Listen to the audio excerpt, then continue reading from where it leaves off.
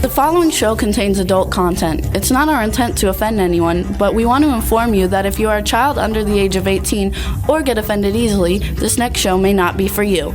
The content, opinions, and subject matter of these shows are solely the choice of your show hosts and their guests, and not those of the Entertainment Network or any affiliated stations.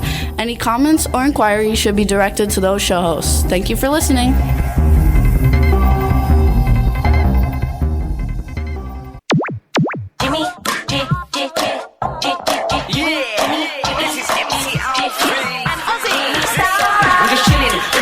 Sitting down and designing, where every man never thinking, what are we gonna be wearing? Yo, I'm a Liverpool MC, you can't test me. Big up the girls inside the party. Let's get down to crazy Jimmy. Big up myself and known as Alfie, the one and only, the Turkish MC. Always love the clothes of Jimmy. Bitch, I'm your one I wanna be. Jimmy Star, new celebrity. We'll take you out. Hello, and welcome to the Jimmy Star Show with Ron Russell, bringing you the best in music, fashion, pop culture, and entertainment. Hello, everybody. Happy Wednesday, and boy, do we have a great show for you today. Before we get started, let me say hi and introduce my cool, outrageous man about town host, Mr. Ron Russell. I'm going to go to the what is it called, the Miami. I'm going to go to the Miami to dancing. I'm dancing cucaracha. That's the cacaroccia. There's a lot of cucaracha in Miami, so I dance the cacaroccia. I jump, I stamp, I dance all over. I step on the cucaracha. Anyway, how do you do?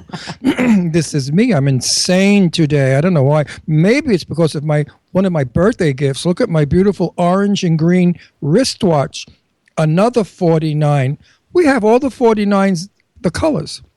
That's right. They should be our sponsor. I mean, we should have 49. What, Jimmy, you never thought of that. Have 49 as our sponsor, the 49 wristwatches. We've got all 49 of them. Leslie has them, Deirdre has them, Jimmy has them, I have them. Every time there's a birthday or a Christmas, we run out and throw a watch at each other. It's easy. Here's a watch. Take a watch. We like them, too. Yeah, have an orange one, have a purple one, have a green one. Woo, woo, woo.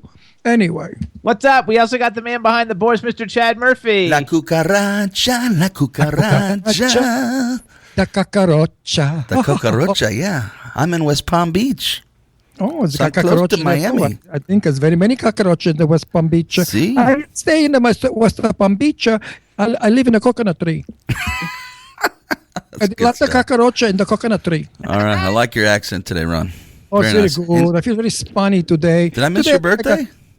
I got some spunny blood in me, I think, somewhere. Is that Spanish blood? His birthday was Saturday. Oh, well, happy belated birthday, Ron. Thank you. I turned 50 years old and so thrilled to be 50 again. Looking good. Oh, I've been 50 now for a few years. Stay there, baby. Stay there. I don't intend to. 26 of them. Go fuck yourself. Hey. I mean, the cursing has got to be, because my fans said, Ron, if you don't curse, it's not going to be a fun show anymore. We love it when you sporadically as long as it's sporadic. Sporadically use a dirty curse word. Now, let me tell you something. Fuck is not a dirty curse word. We all have discussed this. It means the nuns or the priests, maybe the nuns and the priests. Fornication under consent of the king. Yeah, under the consent of the king. What king? I mean, anyway, don't say it again. The king is the queen. So we should really make it fornication with the queen. There you go. Listen to him. And I mean, curses don't exist. It was the Christian Bible, stupid ass, that made it dirty words. Meanwhile, there are dirtier words than that. I have a problem, a major problem, and I need help. Desperate help. My lovely Brandy Star is a tramp. She doesn't leave Shazam alone. She's not in heat anymore. She's over the heat. And she follows him around, licking his you-know-what, flips on her back, throws open her legs, smiles like, eat me. I mean, what am I going to do with this dog? She is a sex maniac. That's all she thinks about. If he goes outside without her, she has a heart attack. She has a nervous breakdown. She said, there goes my stud. There goes my guy. I mean, he's a big butch number with a wang that doesn't quit. He's got a gigantic piece of meat. And this little bitch, she says, man, let this guy go. Gotta love it. Anyway, what's up, chat room? No, wait. So now I want to bring it to a dog sexologist. Sexologist? Sexologist. And maybe have her, checked out mentally. I'm thinking that the people that had her before were into Maybe you just have to take her to Sex No. Addicts Anonymous. Or No. something. The people that had her before we rescued her, I suspect, were into bestiality. Because when I was very, very young, about 8 or 9 years old, I had a friend that used to have sex with his dog. No Oh my bullshit. God, that's terrible. He did.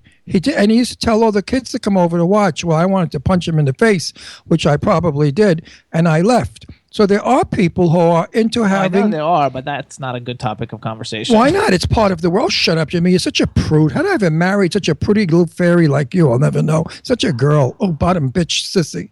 Get your pink ballerina slippers out Right. and do Well, a I don't little. want to talk about dogs having sex with animals. Why not? It's a conversation that people are interested in. Nobody's turning off their computers, I don't know. right? But I think Well, you can't bestiality tell. exists, and I think it's Of course a it horrible does. thing. It is, of course And it I is. think that this dog, there might have been a young boy at the house where this dog lived before, and the young boy made this dog lick his penis because that's all he wants to do. If you come out of the shower and you bend over, this dog's ready to jump up and attack your piece. I mean, what's with this mutt? And you know it too, Jimmy. She's always looking, sniffing, always looking to do you. I mean, I have friends that And you tell her no, and she'll yeah, get but you used know to what? it. I had a friend once, Mitzi the cow, and he would do the same thing. You know, he was gay. He used to run around looking to blow everybody. And this dog is the same way. I mean, I don't know.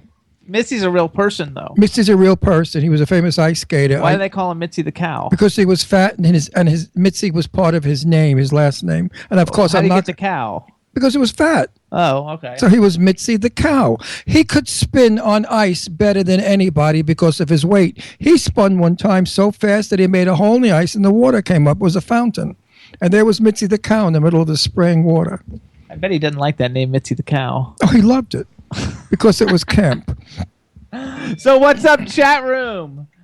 We're starting out with a bang, and we want to say hey to everybody in the chat room. What's up, Goddess? Love you, Goddess. We've got Lady Lake Music in there, Lady Lake Cindy, Lady Lake Jen, Dave from Stars Now UK, Guest Blaine, I'm not sure who that is, Guest 5679. Oh, Irish Ginger from the Irish Ginger Show. So what's up, everybody? We got a fun show for you guys today. First, we're going to have the creator and star of the new series, A Hot Mess, Jonathan Salazar, coming on, and then later on in the afternoon, during the show, we're going to have Doug Jones. You guys know him from Pan's Labyrinth, Hellboy, Fantastic Four, Rise of the Silver Surfer. Enough about them. How about us? Okay. We are now big time. Oh, are we? Big time. We beat Bill Maher. Who else?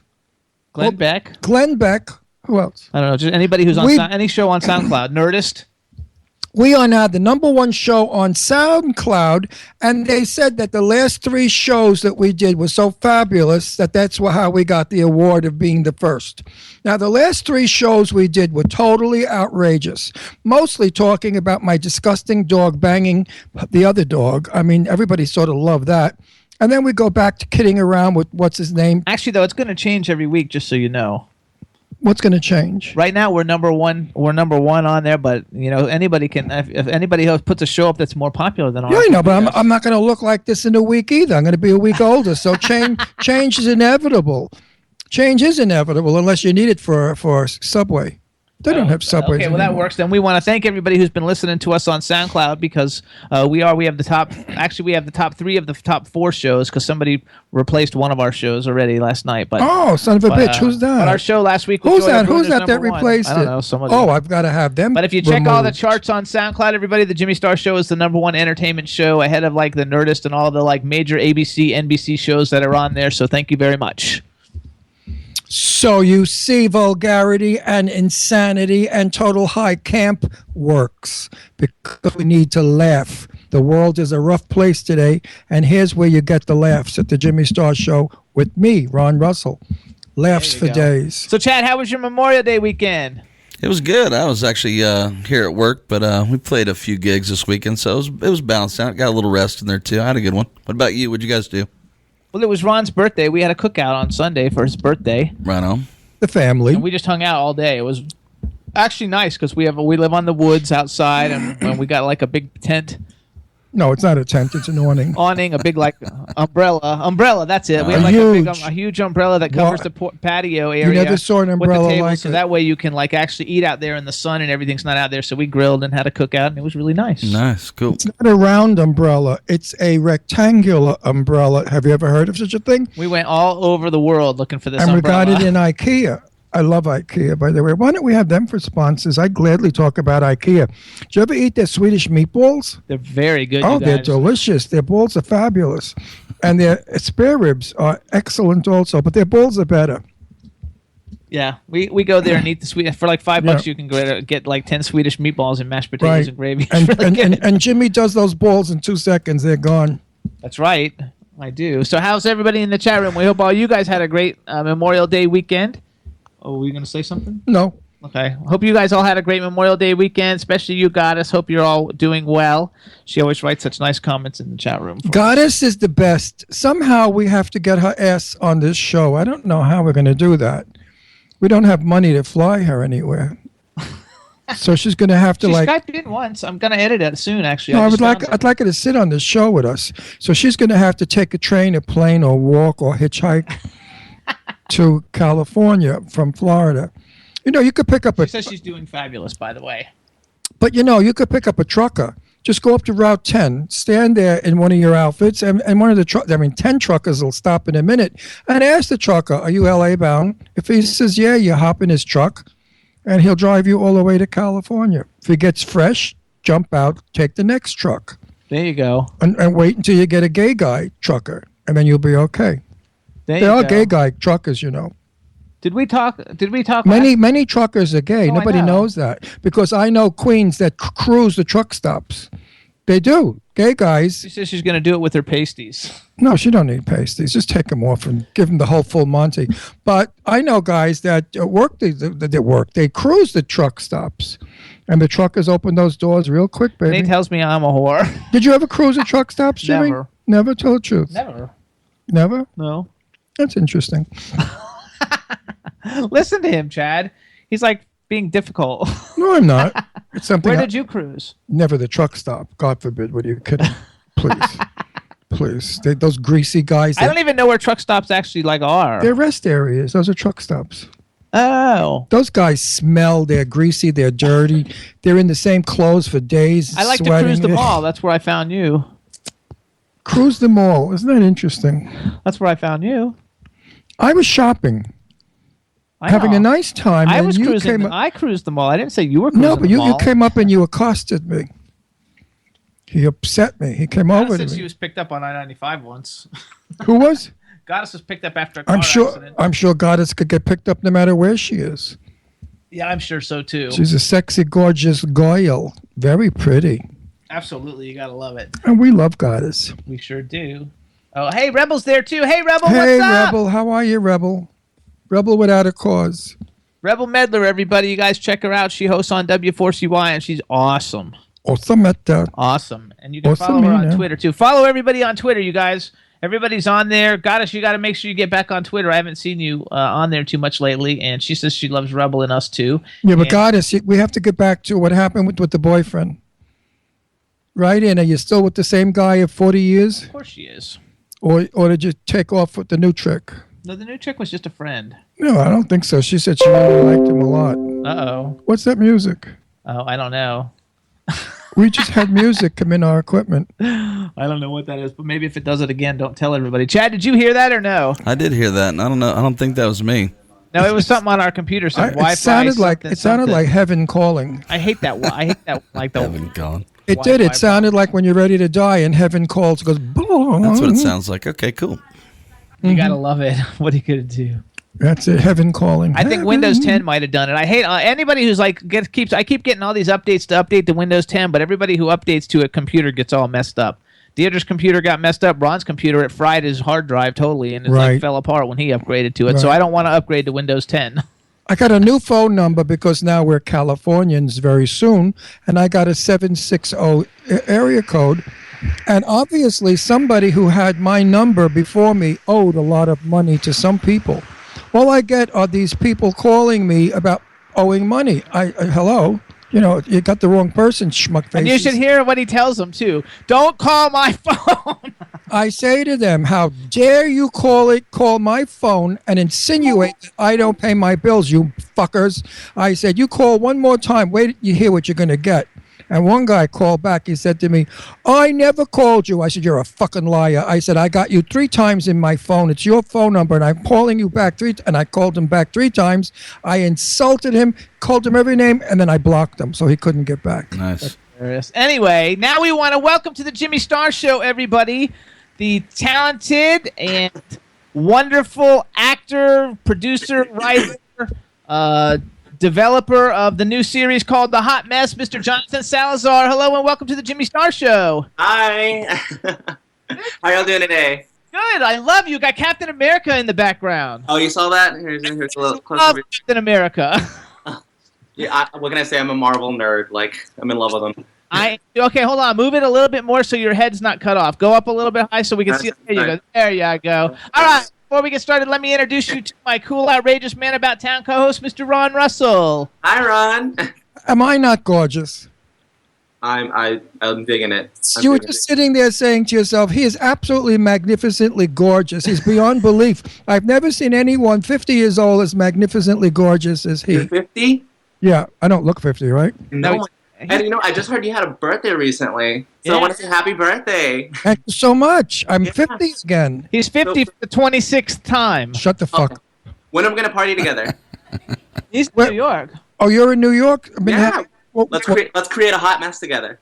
Well, you're very cute. Are you single? I am not single. Oh, because I have a guy for you. I have a friend that's really nice looking, handsome. He's a soap opera actor. Oh. I'm not going to give away his name, and it's not Michael. It can't be because Michael's not gay. It's not Michael Damien. Well, I mean, I'm not that dramatic. I'm more like the comedic type, you know. Okay, you know what? We need some comedy in the world today. These serious, sarcastic queens go nowhere. They're the bitches. Hello, what are you wearing, darling? Oh, I just got back from Chanel. I tripped over my LV bag while I was looking at my sunglasses. You know, those bitches. So keep going. Jonathan, let me introduce you to the man behind the boards, Mr. Chad Murphy. Hey, Jonathan, welcome to the show. Hey, Chad Murphy. It's good to have you You're like on. God, I can't see you. No, where am I? But I believe in you. You should see him. He is a hunk. He is like God, though. Yeah, He is a hunk. Oh, he's handsome as they come. He's got a profile on him, magnificent. Oh He's my God. built like a Tarzan. Oh, no, he's a hot guy. Whenever I'm in Florida and we shoot out of the studio, he constantly keeps flirting with me, and I say, I'm married. Stop. Can't help it. Why are you trying to tempt me, Ron? Why are you trying to tempt me? Right, Chad? Don't I always flirt with Actually, you? everybody in the chat room is saying how hot Chad is. So we got a Chad chat is room. really hot. We have a chat room full of people. Jonathan, say hey to everybody in the chat room. Hey, everybody in the chat room. Oh, all right. So you're calling us. But wait, what? Chat's straight, Yeah, Chad's straight. but we're working on it. Chat straight? Wait, I'm confused. Chat straight. He's a straight guy, but we're working on him being gay. It's, you know. All it takes is a little tequila. Well, I like tequila. you know, like all straight people think we chose this lifestyle. So I figured, you know, maybe Chad will decide to choose it too and give up his girlfriend and give up, you know. Who's practically his wife. Right. I mean, he doesn't want to be gay, so you get beat up, you get fired, you get thrown out of your job, you get thrown out of your house, you get people that make fun of you, people that throw garbage at you. You get a hot mess. And then people call you nice names like fag, faggot, queen, fudge pack, a bitch. Actually, you know. in the chat room they're saying though all the girls in the chat room are saying you got to leave some people for them. No, let the girl. Let me tell you, girls out there, something. You think Wang is great? I hear. Listen to this. It's true. I know a lot of women who were straight, married, had children, and then in their later years became not lesbians, but they married or went out with a lesbian. Uh-huh. One in particular, she said to me, I was married for 30-something years, and my husband, you know, I thought I had a great sex life, but my girlfriend makes me go at least 8 or 9, 10 times. Her husband only let her go maybe twice. So it's a theory. Women know how to do women because they're women, and they get done, so they know exactly where to go. Straight men do the lollipop, lick, lick, lick, and they think that works. It doesn't work. It's like women giving head to a man. They don't know how to do it because they think that they have to shove it down their throats and hum. That's not nice. And hum. But you got to go with a gay guy to get a good job done. I mean, if you have a guy that's been around a while and he's like Jimmy, you know, has had half the world and has a lot of experience at it, He's my husband, by the way, in case you didn't. It's totally fine. You should hear the conversations between me and my boyfriend. It gets pretty weird sometimes. Well, I'm sure. I mean, Yeah, except for when you did it, probably 4 million people were listening. no, but listen. When I looked at you, I knew you got around. We won't talk about it, but you can see it all happen in a Hot Mess series. I mean, you don't look like Live. Nell from the woods. Yeah, let's hear all about No, you. hold on. Oh, now that we kidded around with him, I want to get some dirt out of him. No, we're gonna get some dirt out of it. What about your boyfriend? What's he do? Right now, well, him and I are it's crazy. I'm going to put out so much information. We're both college students right now. Oh, you're a little boy. No, I mean, not yet. You're in graduate school, though, aren't you? Huh? You're in graduate school, aren't you, or no? No, because you have an undergraduate degree. From your bio, I thought you had a degree in theater or something, and then you went back to school for other things. I'm doing tons. So Okay. I've got I'm working on several degrees. Who's he doing? No, not who's he doing. What's he doing? He's in school. What the hell is ties? Tons. But no, Tons. I thought he said tie. my boyfriend, he has a great heart, great mind. He works, he goes to school full time, and he works practically full time for some company called DDI. I know they work on adults with autism, so he's kind of like a caretaker in that sense. Oh, that's good. So I'm the sloppy mess, and he's the one with the good head on his shoulders. That's okay. You're the creative one. You have to say I'm the creative one. And it's always opposites that attract to the same. Forget it. It's like if I ever had somebody like me, we'd be beating each other up to get to the mirror. I've learned that. So first of all, I want to say we were introduced to have you come on the show by one of the producers of A Hot Mess, who's a good friend of ours, and that's Adam Ginsberg and his wife Elsie. We love Adam and Elsie. So we want to give a shout out to Adam and Elsie. Yes. Adam says hello, by the way. He just texted me. Oh, was that the noise we heard? That was the noise you heard. I gotta send my message to my Elsie, who I adore. Elsie, I'm gonna cry. Woo. Keep winning, baby. Keep winning. There you go. We love Elsie. Elsie and Adam. We love them both, but we think they're Elsie's fabulous. special to me.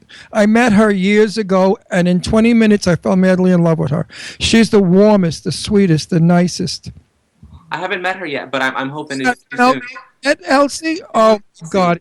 Are you missing out, baby? You're you missing definitely out. have to have him introduce you. She's Adam just is fabulous, but Adam has a little pull up his ass sometimes. He's a little stiff back. but Elsie is a kisser. She's Puerto Rican. Give me a friggin' break. Oh, I didn't know that. She's a Puerto Rican from New York. What New York Puerto Rican isn't fabulous? I don't know. I grew up with Puerto Ricans. I'm from New York. I see everyone, when I first moved to New York, everyone confused me for being Puerto Rican or Cuban or Dominican. And what are you? I mean, I'm from Texas, and I'm like a combination of things. So when I'm in Texas, it's easier to say I'm Mexican American or Hispanic in that sense. Oh, that's so okay. So there it goes. But on my mom's side, they're Spanish and German, and my dad's side, it's the Mexicans and the Native American Indian side. So we won't get into that. I'm legit. I'm a lot of things. But Elsie is a dreamboat, and presently she's fighting and winning the war against breast cancer. So we are all in her corner. We send our not prayers. I don't send prayers. I send my witchcraft, my energy, my positive stuff. I send that good stuff that really works. So now we've got you on here. You go to Pace. First of all, before we start talking about the TV series that you guys got getting ready to go, I want to say, so you're from Texas. Did you move to New York to go to school, or did you move to New York to work in theater, or just kind of do both? Well, going to school was my excuse. But ultimately, I wanted to act and direct and get into that world and just start my career, start paying my dues in a sense, while getting an education. But that was just to make my family feel comfortable. Sorry, family. You're very lucky now you're there, so there's nothing they can do about it. And you're very lucky at your age to have a TV show. That's sort of impossible. Yeah. Did you meet Adam, and how did he propose to you? Well, actually, I met Adam through it was a callback audition for another TV show. I was in there, and he was one of the, producers brought on board to help out, and I had met him in the waiting room. Fortunately, we had some time to kill, and we started talking, and we just hit it off. And at first, I didn't tell him about my series because I was waiting. I was just waiting for the right moment. And then my writer actually jumped on board to that other TV series and was going to help them out. And him and Adam had met, and my writer pitched it to him before I got to him, and then we just got together, and it happened. So how many producers are on this production? We have a total of 4 producers. Who- And, we have, it's me, Jonathan Salazar, Adam Ginsberg, Afonso Henrique, and John Young. We've all come together, and so far we've been on a fantastic. It's been a roller coaster, but a fantastic one, and we're happy. I think it's cool. So hold on. That noise you heard was me stepping on my dog. Oh my God. I'm sorry. So hang on, everybody. So first of all, okay, so for everybody listening who doesn't know anything about it, the name of the series is called A Hot Mess, and you're going to be playing Marcus. So first of all, you wrote this series, right? Am I right? Yes, I'm a co-writer. Co-writer on the series, and you're playing Marcus, who will be the lead person. So I'm going to read the little description so people kind of like just get an idea what it is.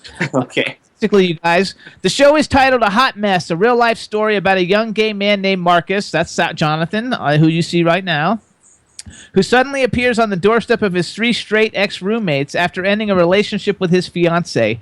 It's the start of a crazy journey with many twists, real-life issues, and tough decisions that Marcus and his roommate must make as he desperately tries to make sense of his life after a tough breakup, or risk living in dire depression. It's a series where the audience will be witness to the growing bond between the characters throughout the season. Yay! And it also says I like the because it's a gay dramedy. Which tell people what a dramedy is in case they don't know what that is. Okay, so a dramedy is originally this was going to be a comedy, and we realized that there was a much darker tone to this, and the trials and tribulations I came and grew as a person and was able to put off on the series. The producers and the writers, we all came together like this is really a dramedy, and a dramedy is something with drama, both drama and comedy. So kind of like a serial comic in a way, sort of, not really, but mostly you get both drama and comedy, the best of both worlds. That's what life is in reality. Now, listen, I'm an actor, a good actor, and I've worked for years. I've done television, Charlie's Angels. Really? Wife, yeah, I've been around. And if you need an actor, like a stunningly, magnificently handsome, gorgeous, sexy, older man of 50, who's outrageously crazy and funny, think of me. Tell Adam. That's you. Ask him to tell me about you. Otherwise, who would have jumped on this like a long time ago? Yeah, tell Adam I want to go to work. Fuck him. Tell him to call me. Well, yeah, and I'm really excited because I feel like the story we've been writing and everything that I've created, there's not a story like this out there, and I believe like this touches base on a lot of truth in the gay community, both gay and trans. So I just hope you're not doing the AIDS overload. No.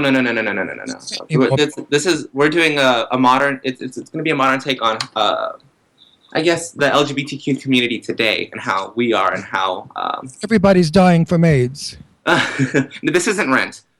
That's good. I'm Good, glad. because we've had it. Gay people are done with that shit. Not only gay people are dying from AIDS, everybody's dying from AIDS, so we don't want to be singled out as the population of croak people from AIDS. People are still dying from AIDS in Africa. Like That's where it came from, but nobody wants to believe it.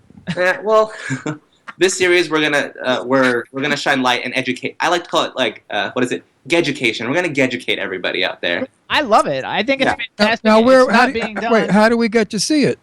Well, we're working on meeting with different types of. We're looking for more investors and everything for this show. Let me see. Let me get to my. I mean, we're going to see it on a streaming or in a.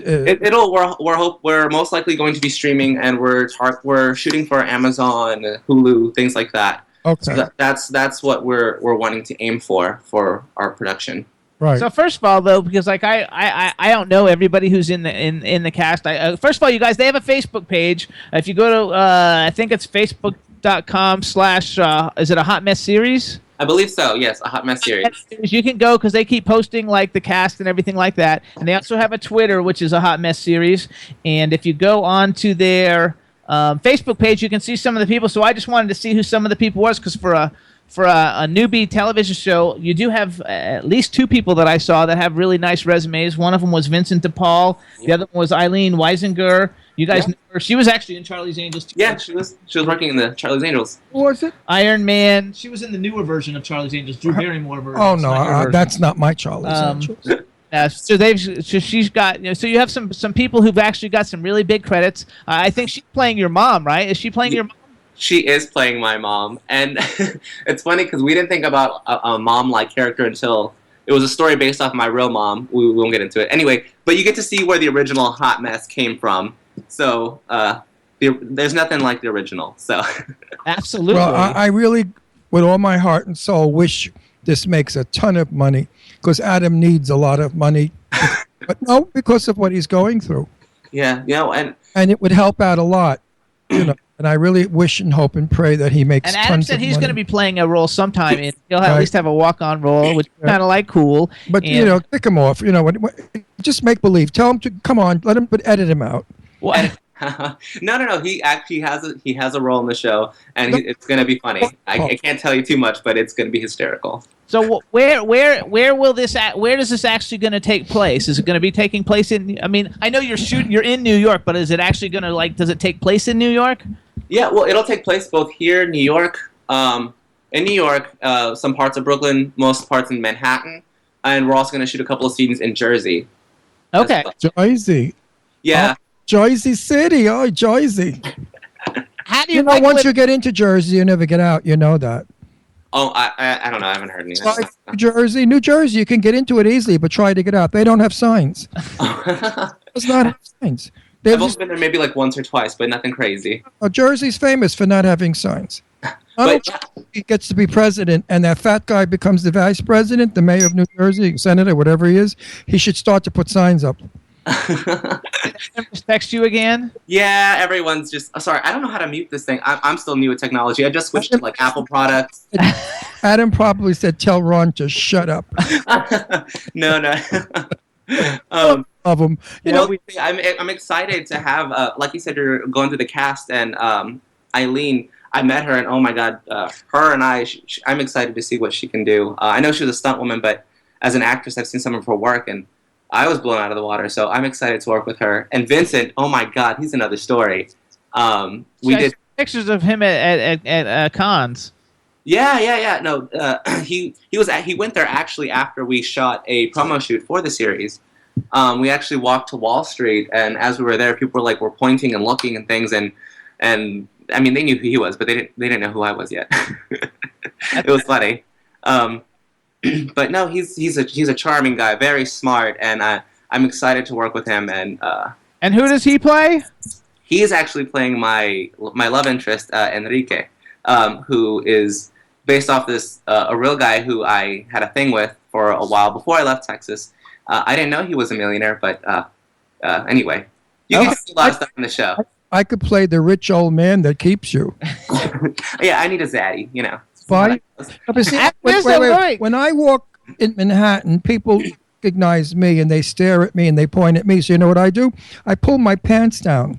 This at my face and nobody recognizes me. But then again, when I get to certain areas of the village, they look down there and they say, "Hi, Ron." They all recognize me. So I have a problem. Oh, I bet you're popular there and also in Fire Island too, huh? Fire Island, I once tripped on it and I hurt my chin. Oh my goodness. It was the nude beach. Oh my goodness. So how long have you lived in New York? A good 9-10 months. I moved here in August. Okay, so you haven't been there very So long. what do you think of it? It's my home compared to Texas now. Now I was born and raised there. I was born in Brooklyn and raised He there. likes it. I love it. This is my new home. Like I'm so happy to be here. There's so much opportunity, and I've learned so much being here. Like I didn't have this chance in Texas, and Do you love the rent? no. Oh. That's one thing I do miss. I miss the rent in Texas. I miss the food in Texas, and I miss some people. Not everybody, but some people. $2,000 for 700 square feet, if you're lucky. Oh my goodness. Well, I mean, I got lucky. I live in Brooklyn, and I live in Bed-Stuy too. So I mean, Where Bed-Stuy. Oh, that used to be crap. Now it's coming up. I was born in Red Hook. Red Hook in my day was all mafia. It was all Italian neighborhood, and it was horrible. I mean, now forget about it. Red Hook, chez la femme. You got gorgeous little cafes outside, and everybody's so prim and proper. In my day, they used to machine gun each other in the street, but now it's like beautiful Red Hook. So, wait. So let's go back to the hot mess. So okay, so if Vincent DePaul plays your love interest or whatever, he's in his 40s or something. I think I saw on IMDb. Oh, so you're a trampette. So you like DILFs. I'm into older men. Yes. Well, I'm into everybody, sort of. I don't have a preference. You're a little Which I've learned recently.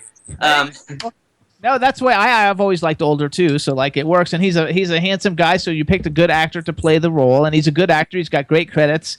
That also help with the whole like investors and everything. Did you guys do any kind of like Indiegogo campaign or some kind of campaign? No. I'm kind of we're straying away from crowdfunding. We're looking for more. We're looking for executive producers. We're looking for angel donors, investors, and that sort. Like for us, the show, I know to be an executive producer, I think at the minimum would be about 50K. Okay. And so, which isn't much. So that's what we're looking for. If you want to jump on as an executive producer for a show, be our guest. I know the LGBTQ community. We have, altogether, I think we sum up about $900 billion as a community. We're like a huge community. Well, our show has a tremendous gay viewership following. So if you want now to throw it out there to all the gay people, if anybody out there, some old rich queen that's like ready to die soon, like she's 80, and she has nobody to leave her millions to, right? There's plenty of them. And you know what? When you become an executive producer, not only do you get the executive producer credit, but you get the full invitation to parties, the events. You get to meet the cast. You're alone. Be on location for the show when we do our shooting, and obviously once we're shooting to win awards for this show. So once we win awards, that's also part of your name as well. So if you're an old queen, seriously, and you have a lot of money and no one to leave it to, and you want to have some fun, get in touch with these people. Give them the $50,000, and you can run around with this cute number. You never know. We got a lot of money. You could couch her. You never know. Yes, was on her knees. That's how she got to be famous. So maybe you could get on your knees and get famous too. Why? You don't know, Jimmy. I know you don't know. Well, if it's some old queen that comes and is going to throw $1 million for his show, I'll get on my knees. I'll shake some to make some, if you know what I mean. For $1 million, shake some to make some. For $1 million, I'll put a rubber thing in my mouth, a tube. I will say, for this show, there's going to be a lot of sexual scenes, which I'm going to be new to, but you're going to see a lot of body. So are we seeing looking out for that? And not only for producers, we're looking also for like angel donors. So people who want to just throw out 1,000 or 10,000, whatever's comes. We'll help. We'll take anything. I never knew you were such a fucking prude. I'm not a prude. You are the prudiest fag I've ever met. And I married you to boot. You're not going to do full frontal. I asked him if he listen. Full frontal is the newest thing in Hollywood. What's his name? They're campaigning it all over because we see women all the time naked, and the women don't like it. The women actresses say, why do we have to show pussy and tits, and the guys just show ass? It's not fun, not fair. So now, what's his name? The one from the... Kevin Bacon. Kevin Bacon. Kevin Bacon. No, it's a lot of guys. What's his name is doing a frontal now in the movies. The one from Batman, not one of the... What's his name? Ben Affleck. Affleck is doing a movie, and he's going to be full frontal. Because they want to make it equal. Also, they want their sales of their films to go up. Yeah, that's more like it. But if they have it, frontal, I guess I will. I don't like. But wait. If they have a 3-incher, the film will be a flop. No, it's all going to depend on how they're like all hung. So if you're an 8 or 9 or 10, you've got an Academy Award winner. Oh my God. Yep, straight up. Straight up. Wait, what do you think of? Did you see Batman versus Superman? You know what? I being a comic book fan, I have not seen that one yet. Okay, it stinks. I don't like it. I've heard mixed reviews. I heard some people. If you're not into the comics, then great, go for it. But if you know a lot about it, it's gonna terrible. It's gonna shit on you. So. It was a terrible movie. I hated it. I was depressed about it, and I think Hollywood's gone mad. But that's my opinion. But I did like Captain America: Civil War. He didn't like it, but I thought Captain America. I still haven't seen it yet. I'm waiting. Yeah. I'm literally gonna have like a whole movie day. I'm gonna see. I gotta catch up. You have to see. It was good. I really enjoyed it a lot. The Superman, when Chris did it, it was fabulous. It didn't have all the killing and shooting and blowing up, but yet it had a story. It was a love story. I'm talking about when what's his name? Christopher Reeves did it, and he was magnificent as Superman and beautiful. Mm-hmm. It was gorgeous. Probably Superman. I loved all of those. And nowadays, Superman's, it's no story, just explosions, No, killing, but this is good, though. Up. Captain America Civil War, you'll like it if you're a Captain America fan. And it introduces like a new Spider-Man, the Black Panther. I heard. I'm excited. it was very, very exciting. And so, Meanwhile, so they is your changed. character in A Hot Mess? Does he like comic books? You know what? I haven't discussed that, but you know what? I don't see why not. I mean, it's It me, would be so cool because I think it's a cool thing. Besides that one show that I don't even like, that's a top show. What's that show?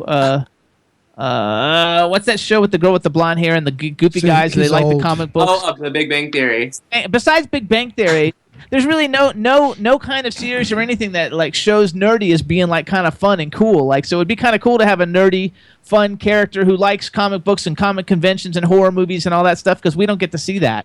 And you know what? That actually might happen, dude. Because the cast we're bringing on is so diverse, and like me and my character, I'm very quirky, I'm dorky. So in a sense, that's gonna be me. So I will definitely show that on screen. Good, I like that. Wonder Woman doesn't look like Wonder Woman. They changed. No, I was disappointed. I mean, I'm not gonna get too much into it, but yes, I liked.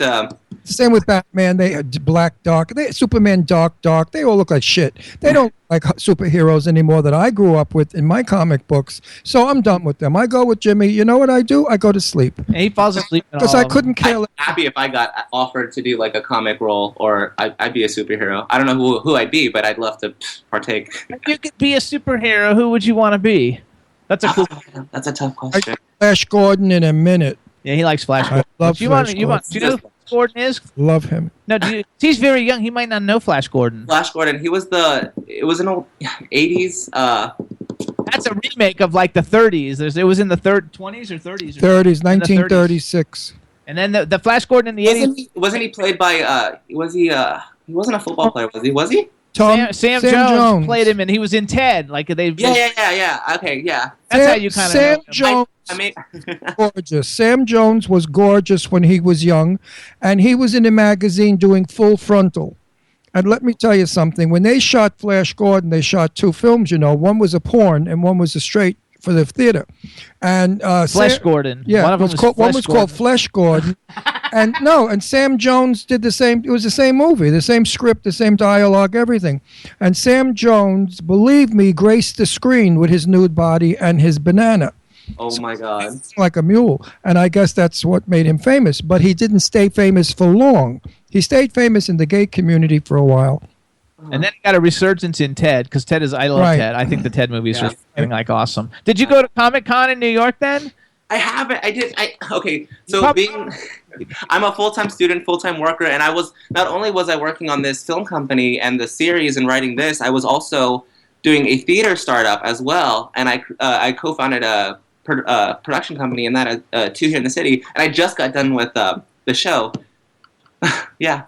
Company, right? I wrote it down. 9 to 5 Productions, a theater company that caters to artists who have to work 9 to 5 jobs. Which Yes. is really cool and very considerate, and I'm sure people like enjoyed it. And you just did your first show? Yeah, we did. We did the 25th annual Putnam County Spelling Bee, and like in this series, I wore many hats in that production. I was the choreographer, I was the assistant director, and I even acted in it. And produced it. It was a lot, but it was a lot of fun. So we should be hearing from you throughout the years because you sound like a kid that's going places. I hope so. I'm trying. You're multi-talented and you do wear many hats. And that's good because it makes you totally show business. I'm trying. I swept stage floors in my youth. It's true. And you know what? It was the best thing I ever did was to sweep the floor of the stage because the stage and I became friends. Did you ever have that moment when you just kind of took a sec, when you were done sweeping, just stopped and looked into the audience and just said, "I want to do this. This is my life." Did it for 40 years in drag as Jane. I was a Jane Russell impersonator, and I worked all the straight nightclubs of the day. Really? And I was quite famous then as that. Now I'm this. I reinvent myself every couple of centuries. Yeah, I work clubs, wonderful clubs, and I remember the thrill of having the control of the audience. I could make them laugh when I wanted to, make them be still when I wanted to. And then I sang also 4 songs in the show. So it was wonderful for me. Then I did movies, and I don't like doing film. Film is boring because you're sitting around all day long doing nothing but playing cards and gabbing. And nothing like live. I would go. I don't. You know what it is now? I'm old. I'm 76 years old, and I can't remember lines anymore. So it's tough. That's why. Otherwise, I would work in theater again. But I don't remember lines. Oh my goodness, you don't even. Oh my, I can't even. Sorry, Nope. Yes, is in like in his 50s. You're Yeah. extremely talented, and I mean, after the show, I don't know if you guys want to go and get brunch or something, since we're all in the city. I'm assuming, right? Not in the city. No, we're in Pennsylvania. We're in Pennsylvania. I don't mind going out there. We're in asshole Pennsylvania. We come there a lot though, so we will hook up because also Right. Ron's daughter's big into theater, so maybe like My you know, daughter Leslie, Deirdre, she's an actress. She's made a lot of films, and she's also New York bound. she's getting ready to move to New York. She wants to move Yeah, to New from York. L.A. She did her L.A. thing, Yeah. and I don't know what she intends to do, but she's got a whole game plan in New York City. But she needs to meet like cool theater people like you, so like it would be like a lot of fun. But I played the greatest clubs in New York City, upstairs, downstairs. I mean, I played good. I wasn't a gay bar drag queen. I didn't have holes in my fishnet he stockings. actually sang. He You likes know, saying in his own Yeah. voice. Yeah, like I sang in lip-syncing my and all own that voice. stuff. That's amazing. So I know you're looking at me now, and everybody looks at me and they say, "Yeah, Jane, my ass, Jane Russell." He looks like a freaking truck driver, and he sounds like No, one. he looks just like her. But Actually, I bet he doesn't know who Jane Russell is. Do you know who Jane Russell is? Because you're very young. No, he doesn't know. you ever see Gentlemen Prefer Blondes with Marilyn Monroe? No. Oh, He's I'm gonna young. smack you, bitch! When better not meet me in New York getting your ass kicked. Oh my goodness. Are you shitting me? You never saw? That's like the That's thing. why we need to be friends, and y'all guys need to rub off on me. It's like, the Christians go to church to pray to God. Well, the queens go to gay bars to pray Jane and Marilyn. I mean, they're like the icons of fairies. Come on.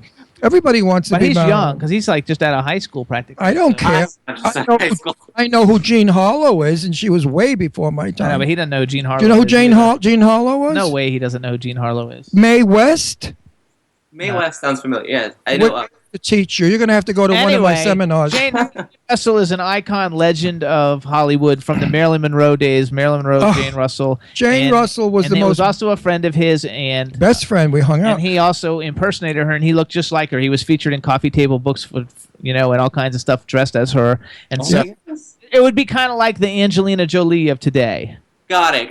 Oh my goodness. Russell was famous for her boobs. She made a movie in 1940 where she showed cleavage, and it was a Howard Hughes film.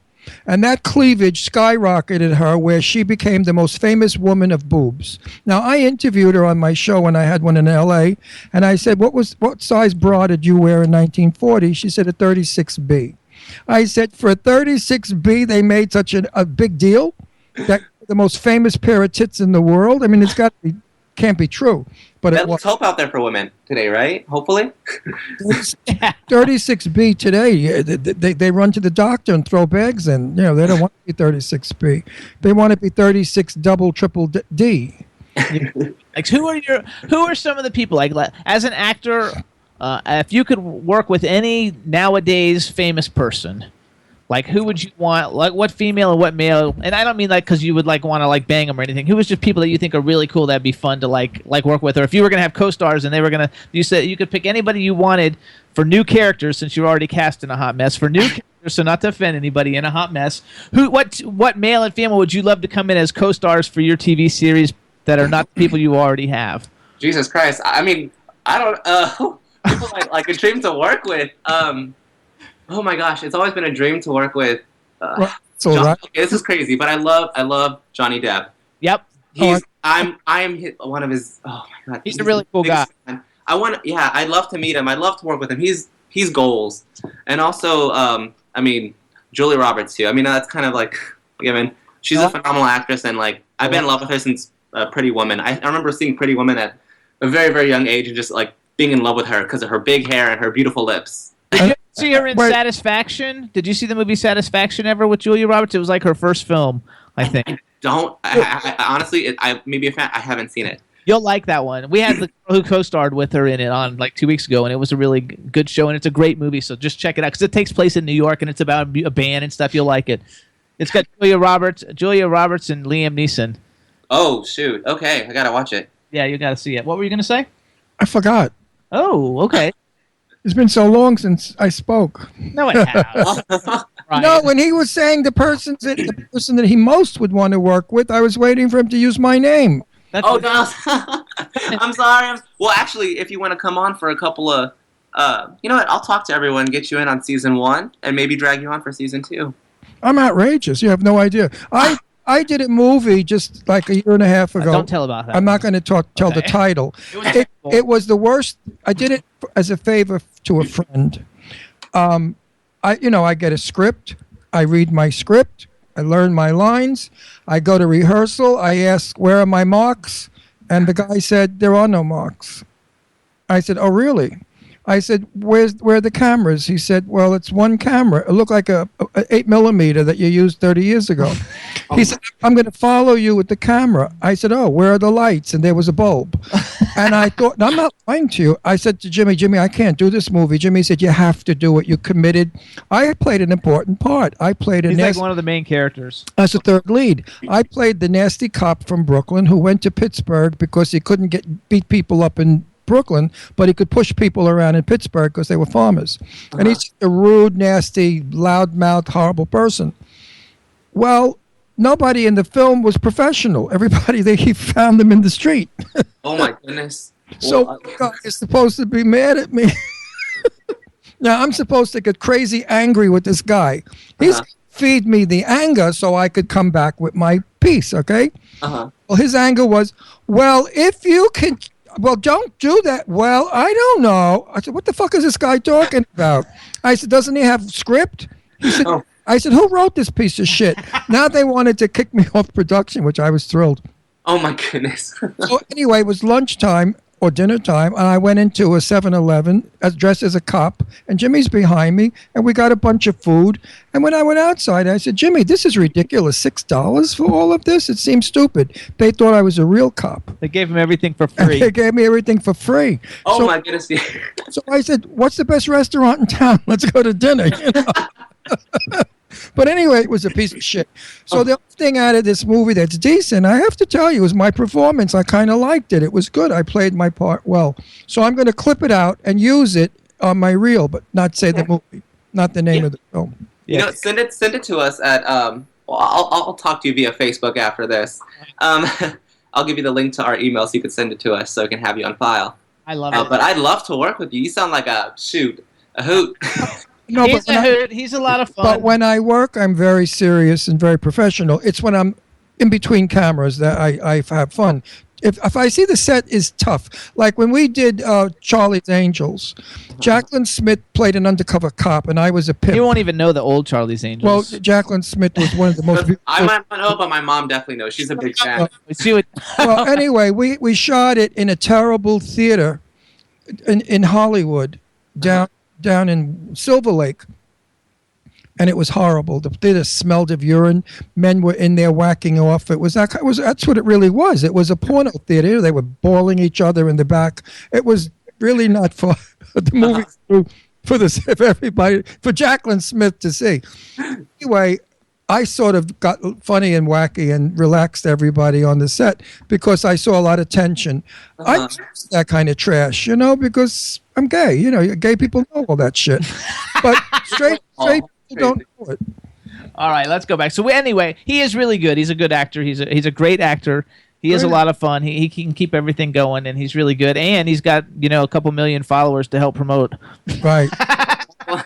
So you gotta love it. So I'm mad at you. Here's what we want to do. We want to first of all, everybody needs to follow a Hot Mess series on Twitter, and like their Facebook page. Which, if you just plug in a Hot Mess, it comes up because I'm not exactly sure what it is. It might be a Hot Mess series. I just forgot. How about you? Are you on Twitter personally or no? I think I am, but I haven't used my old Twitter account since like my first semester of college or something. So it's been a while. I have to go back to it. Bad. Me on Instagram. What are you on Instagram? I believe I'm J Salazar 94, so it's JSALAZAR 94. Listen, go back on Twitter. Twitter is the answer today. Okay, I'm definitely gonna get back on Twitter. Jimmy has over 1 million twatters, whatever they are. Okay. Over 1 million. Twitter is the place to be at. And you know what kind of connections you get with Twitter? You can get that 50 grand in a second on Twitter. Serious. I'm definitely gonna replan my marketing strategy. Anyone You can contact listen. me. I'll give you some ideas for that. When you Thanks so much to me. people say to me, Ron, what? How do I get in show business, Ron? How do I do it? You know what I tell them? Twitter. Twitter. Get your ass out there. Everything's on there. Let Every everybody casting know who director- you are. Let everyone know who you are and what you do. If you throw enough shit against the wall, some of it's going to stick. Every casting agent, every actor, every agent, every manager, every Everybody. financial person, every movie studio, everybody is on I Twitter. can't believe I. Now, see, I thought you were. I was going to give you follow me. 100. I was going to give him Now you 100. get a 99. Now you get an 80 because he's not on Twitter. I'll get Twitter today. I'll get Twitter right now. I'm getting it right now. I mean, All right, so here it is, everybody. So you want to follow a Hot Mess series. When Jonathan's on Twitter, we'll let you guys know. I'll tweet it out that he's on there. Twitter is at a Hot Mess series. We want everybody to go to it. So if you're interested in investing in it, you can contact them on Facebook. It's a Hot Mess series. Eventually, I'm sure they'll get a website for it. And they've got a great cast. They've got a great concept. It hasn't been done, and it's not being done. And we want everybody to support it in the gay and straight community. Everybody should support it because either way, it's going to be a lot of fun. Yeah, And it's gonna be a hot mess. it's going to be a hot mess. and that's it's what you gotta about have fun time. with. It's about time something comes down the pike that has this kind of subject matter because I'm kind of bored with television. And the only thing we get gay is that ridiculous show with Jane Fonda and Lily Tomlin. With those two old bags that are so ungorgeous or sexy, I couldn't care less if they were lovers or what. They look like they should be in a nursing home. They should have got hot guys to be No the way, I husband. love that. No, well, you because you're a nut. I mean, It's got but Martin Sheen. He's yeah, gorgeous. but who the hell gives a shit about Martin Sheen? I mean, Martin Sheen is not. First of all, he doesn't look like a gay man. Gay men don't That's look true. like Martin He doesn't look Sheen. like- No. I mean, gay men. I've actually been following that show. I find it as funny, but No, I like it Yeah, but too. you know what? It's a straight person's Take on a gay- take on a Yes. gay thing. and It's you know what? This is done by obviously this is done by both. This is done by a gay writer, and I'm also having help with straight writer. So it's coincides. We're literally trying to do the whole gay straight alliance here. the So- gay show that should never have gone off the air was Happily Divorced that Fran Drescher did. Happily Divorced? I haven't seen Happily Divorced. Truest thing to gay as gay could be. Fran is fabulous. Fran is a great supporter of gay people. Jimmy, when is she coming on? She's supposed to come on soon. Sometime. Have you heard from her? No. She hasn't called you back? No. How come? No, I'll work it out. Yeah, I believe we do. Oh, sorry, that is. Oh, I'm getting text messages now again. That's good. That's okay. Sorry. Oh, and it's gonna be. 2000. I think I got the website. It's permanentpicturesllc.com. Okay. That's for you guys. That's for us, but under us you'll see all the hot mess information. Perfect, everybody. Got that? And then you can also follow them on Twitter and on Facebook. I think that's terrific. Where do they send the 50,000? That's what I want to know. Well, we have all of our accounts coming up and everything. But we'll let you know as soon as possible. But if you want to get in contact with us, get in contact with me and my producers directly, and we'll definitely set up meetings and we'll get things on the roll. There And you go. Adam Ginsberg is on Facebook. Yeah, you can get me on Facebook, Adam on Facebook, AJ on Facebook. You can get all of us. You'll find us. Well, You let's- guys, all you got to do is go to a Hot Mess series on Facebook, the actual page, and it has the contact information. Yeah, for well, everybody. you and I, Jay, let's not Jay, what's his name? Jonathan. John. Oh, Jesus Christ, I'm forgetting names now. I'm ready for a home. Jay's my boyfriend. Jay, Oh, okay. Jay. Hey, Jay, what's up? Shout out. Let's friend each other, and I could send stuff your way. Yes. I'll do that right now, or as soon as this is done.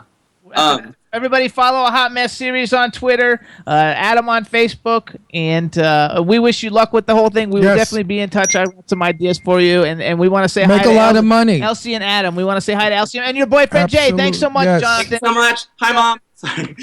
Bye. Kisses to Elsie from me and Jimmy. Bye. Kisses, Elsie. Nice kid. Nice kid. Very sweet boy. He's going to go places. The kid's got energy. He's got brains. He's a go-getter. He's aggressive. Working hard. You He's gotta love it. aggressive. He's got every ingredient to a successful person. And Adam Ginsberg's involved, and he only gets involved in really great stuff. Yeah, Adam's a smart man. You Absolutely. know, Adam's quiet, clever. Adam, checks all the corners. He's nobody's fool. All right, everybody, so we're going to take a quick music break. I got a brand new single. The name of the group is called Automatic Eden, and the name of the song is Madland. It's kind of like electronic rock. It's a really, really great song. It's available now. It just came out on iTunes and all the digital download sites. Chad, you got that one ready? Let's do it. All right, everybody, here's Madland by Automatic Eden.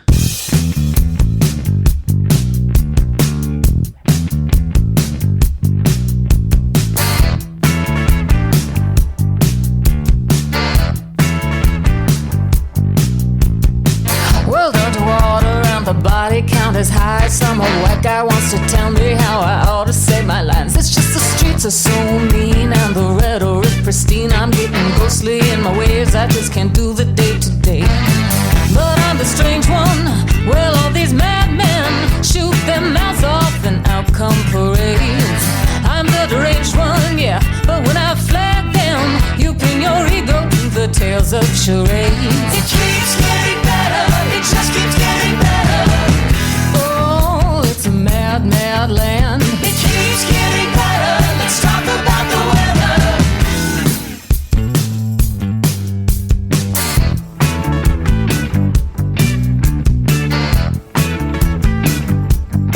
We never seem to feel clean. You turn all innocence obscene. I get my kingdom for some certainty. I haunt the in-between. This darkness takes my days. Nation terrifies, amazes. Someone hums demented lullabies. I'm lucid in your dream. Call me the strange one. When all these sad men sprinkle fantasies, you're fast asleep. I'm the deranged one, yeah. I'm wide awake, man. You're quoting teleprompters in your dream. It keeps getting better. It just keeps getting better. Oh, it's a mad, mad land. It keeps getting better. Let's talk about the weather.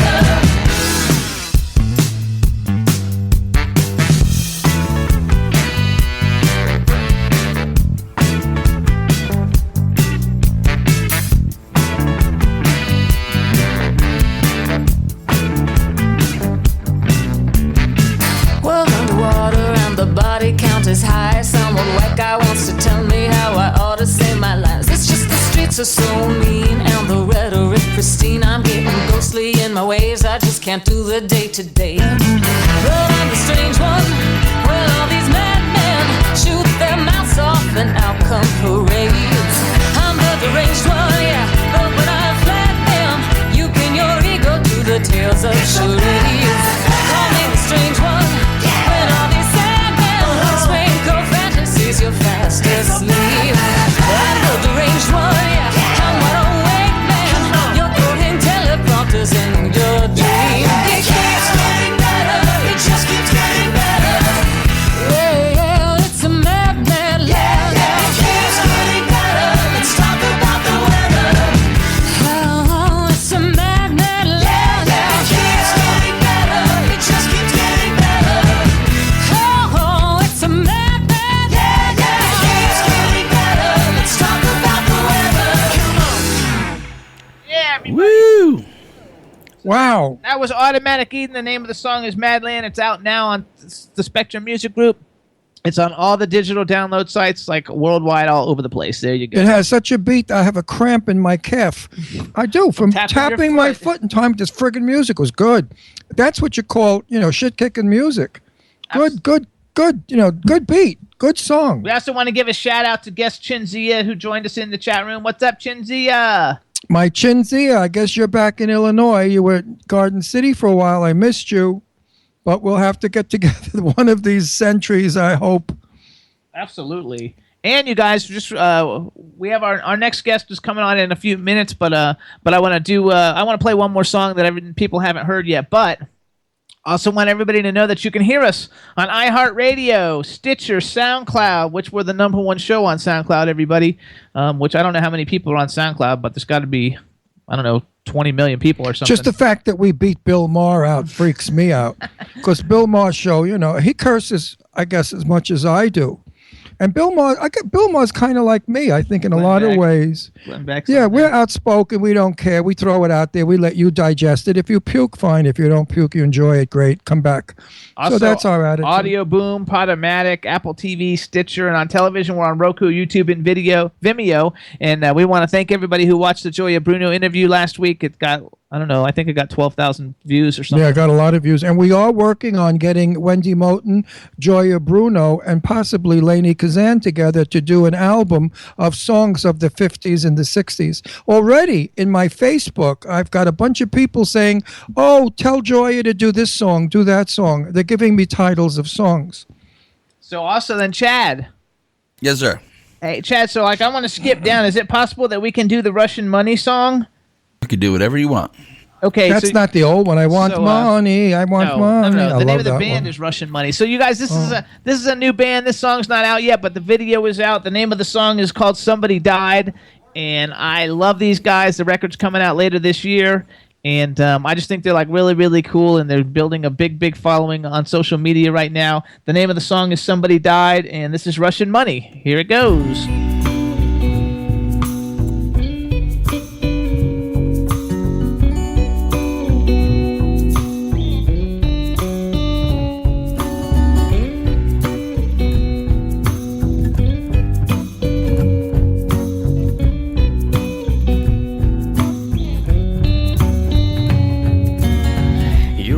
Playing up the street, people all dancing to the quarter beat. Parade on its way out of town to lay another lost soul down. You could see them coming far and wide, some of them singing, some of them crying. A jazz funeral on its way to give a body to the grave. Somebody died today. Somebody died today. Somebody died.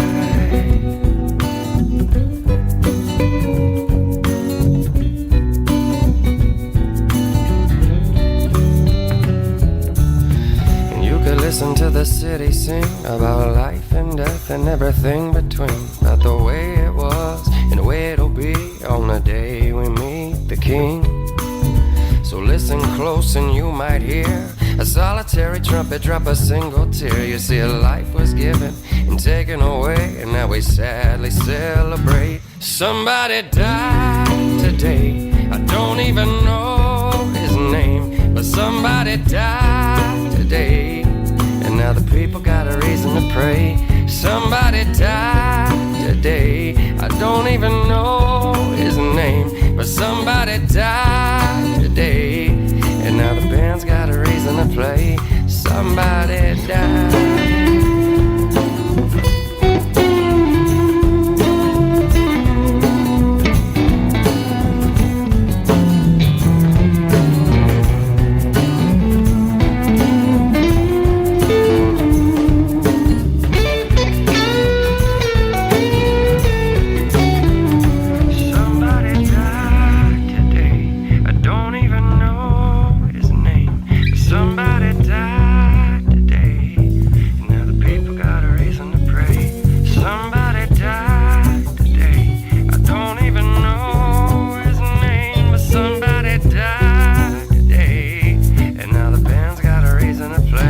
Somebody died today. I don't even know his name, but somebody died today, and now the people got a reason to pray. Somebody died today. I don't even know his name, but somebody died today, and now the band's got a reason to play. Somebody died. Yeah, somebody died.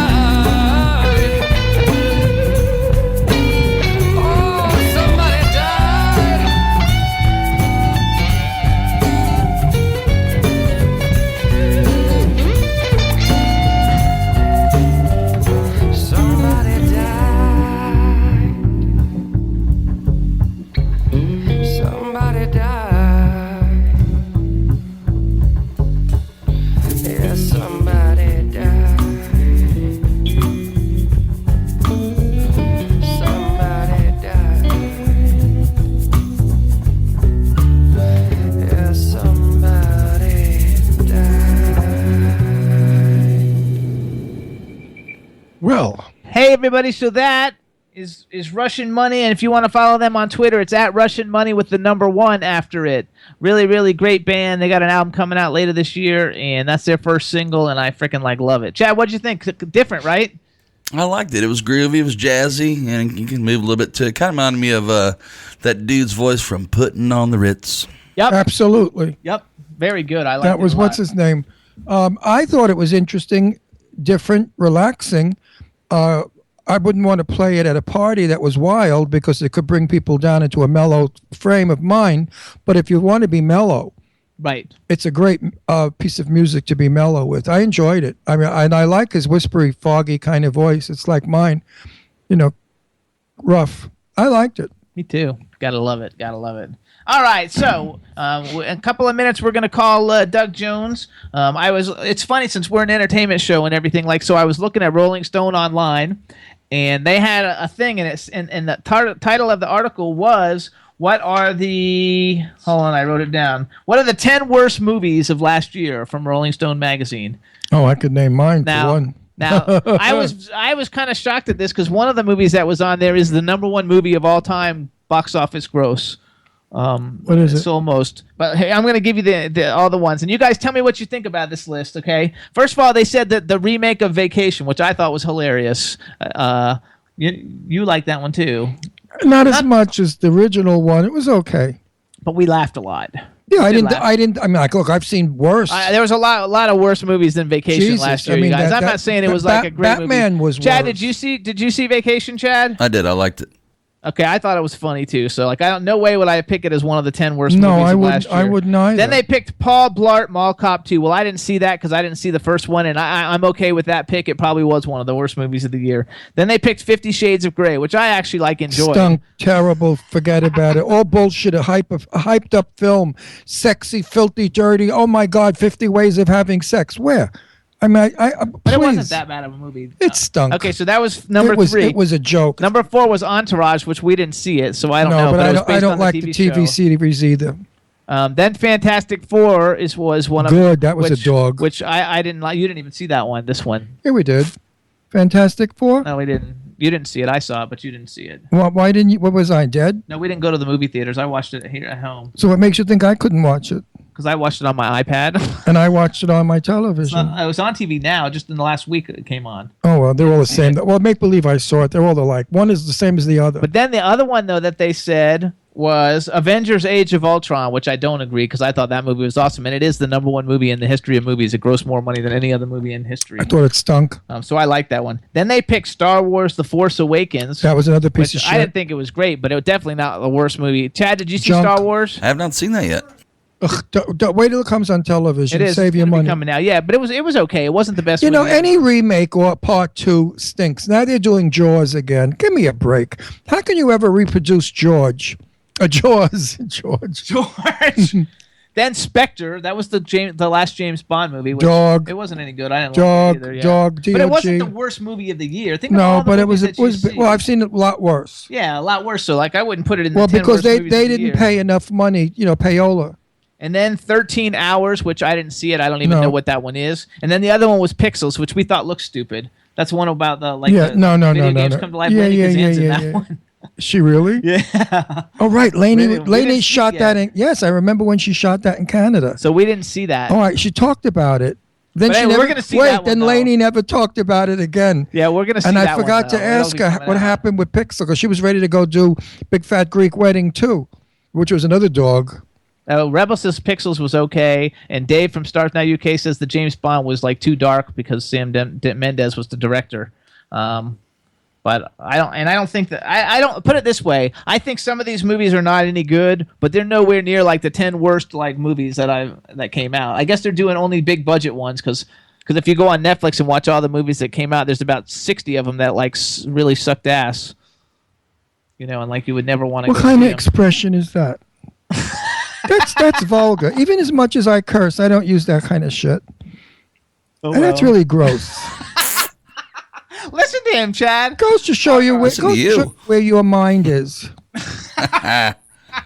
I mean, I've never really. It was just terrible. Anyway, I don't think that they're all the worst movies in the world. That's all I'm saying. We just went and saw Captain America: Civil War. I liked it. Ron didn't like it. Junk. And we saw Neighbors 2, and Neighbors 2 was worse than every movie on this list. That should have been on the list. It was so bad, and that Zach.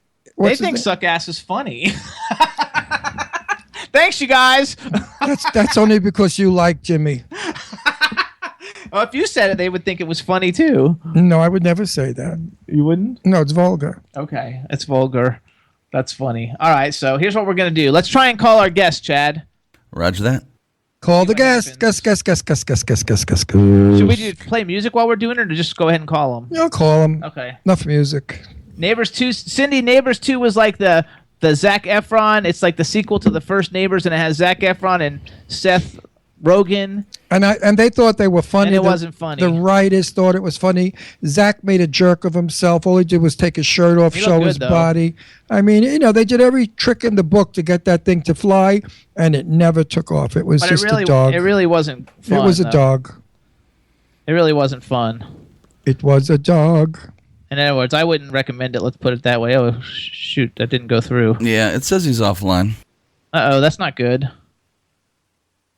Okay, so we'll wait a minute, and I'm going to try and email him quick. Let's do one more while I'm working on that. Let's do one more song, you guys. Let's do Nathan King's "Heaven Tonight." And you guys, this is a great country song. We're going country. I think you're going to like this one, Chad. And just came out, and it's also the number 4 on the SoundCloud charts for the whole world of country music. It's ahead of Blake Shelton, ahead of everybody. So check it out, everybody. Here's "Heaven Tonight" by Nathan King.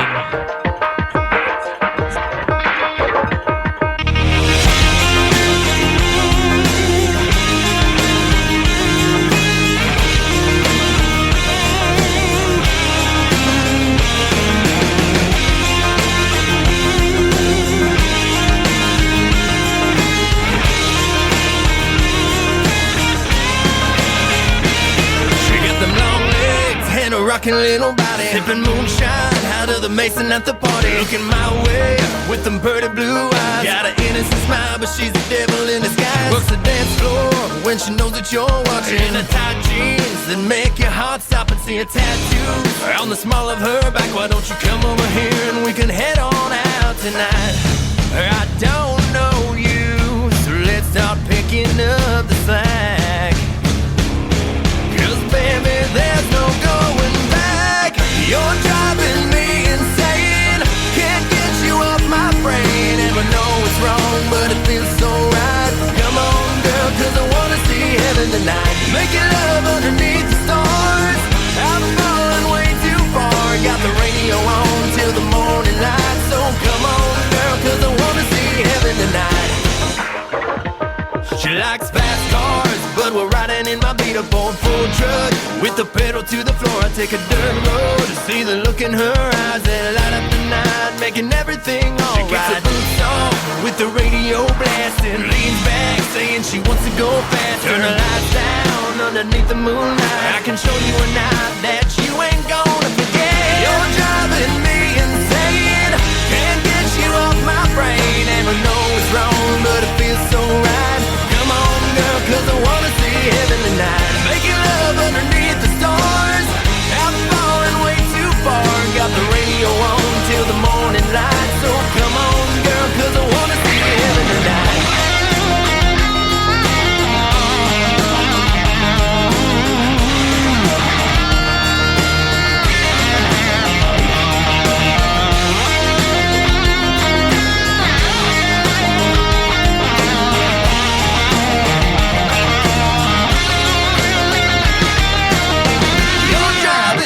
Insane, can't get you off my brain. And we'll know it's wrong, but it feels so right. Come on, girl, 'cause I wanna see heaven tonight. You're driving me insane. Can't get you off my brain. And we know it's wrong, but it feels so right. Come on, girl, 'cause I wanna see heaven tonight. Making love underneath the stars. I'm falling way too far. Got the radio on till the morning light. So come on, girl, 'cause I wanna see heaven tonight.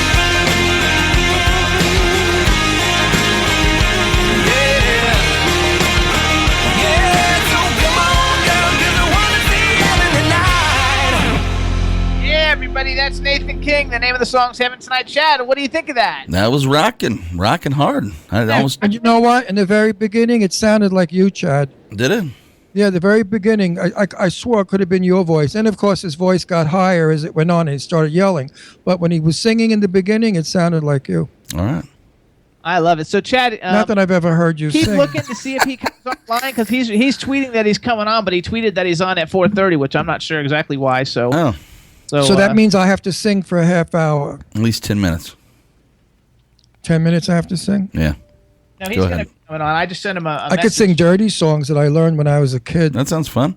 One that you know. She was coming round the mountain doing 90 when the pedal from her bicycle broke. She landed in the grass with that pedal up her ass and her left tit punctured by a spoke. That's what I used to sing when I was 7 and 8. Nice. I was a cultured kid. Spent a lot of time in the principal's office, probably.